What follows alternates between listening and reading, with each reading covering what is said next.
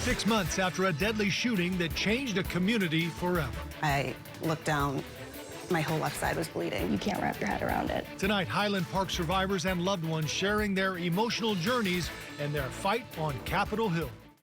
Busloads of people are planning to head to Springfield tomorrow. They're urging lawmakers to take action on a bill that would ban assault-style weapons.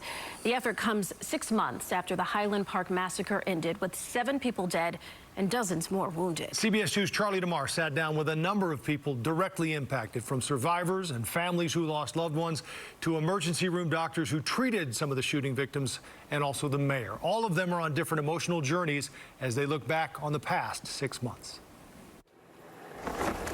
Any Highland Park unit could just refund to Laurel in a second. It's something I think about every day. What's your location? I got a single guy, so be clear. How has your life changed in the last 6 months? The trauma is very deep and very real. There's a silence that you don't really anticipate, and that's been hard to fill.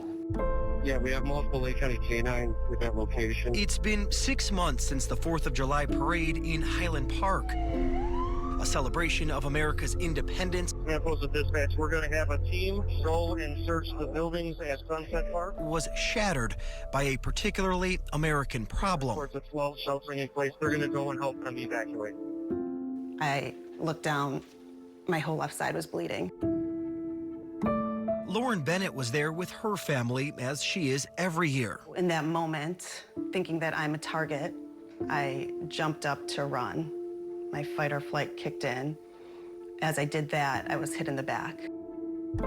653 or 647 Central. She was shot twice, one of dozens hit when prosecutors say a 21-year-old armed with an assault rifle fired down on the parade from a rooftop. And I was lucky, because I got out of there alive, but 1 centimeter any direction and I wouldn't be here talking to you. 63-year-old Jacki Sundheim was one of the 7 who did not survive. She worked as an administrator at a temple in Highland Park. For me, it's just, there's just a massive hole. You know, hole in my heart, hole in my life.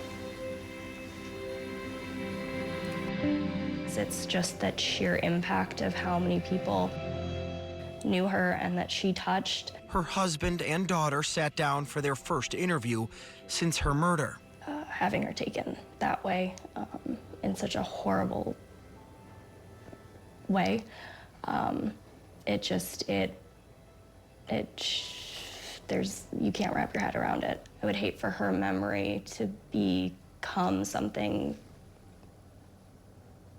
this. I don't want it to just be this. I want her joy and her laughter to be what people remember. I spent half my life with her, planning for, you know, how things are going to go. And you know, you get to the point in life where you can see that road, you can actually see exactly where you're going to be, and then to have all of that just vaporized in front of you is it's difficult. Highland Park units on Central, make room for the ambulance. We have an ambulance coming eastbound on Central for one of the night missions. Bruce found out about the shooting from Jacki's sister, who was also at the parade and tried reviving her in the street. I was like, shot? What do you mean, shot? And she's like, how was she shot? She's like, a lot of people have been shot. And it was kind of then I realized what had happened. As a society, we have to find a place where someone can't just wake up in the morning and decide, I want to go out and shoot 50 strangers.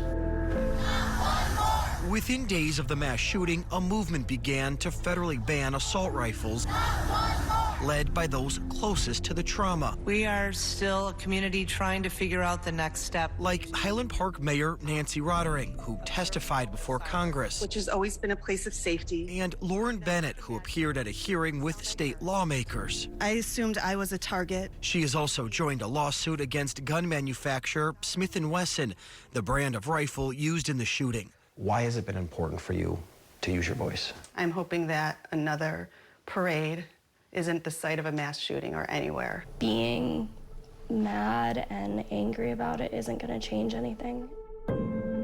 A community still working to recover, speaking for 7 lost lives and finding a collective voice. for change. Charlie DeMar, CBS 2 News.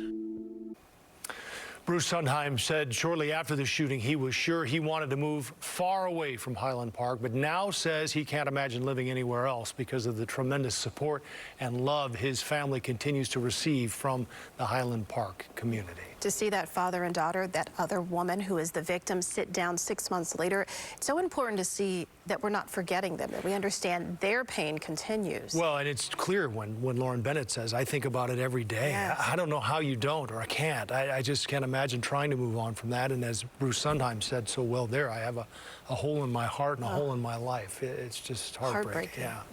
Well, you may remember another victim from that shooting, 8-year-old Cooper Roberts.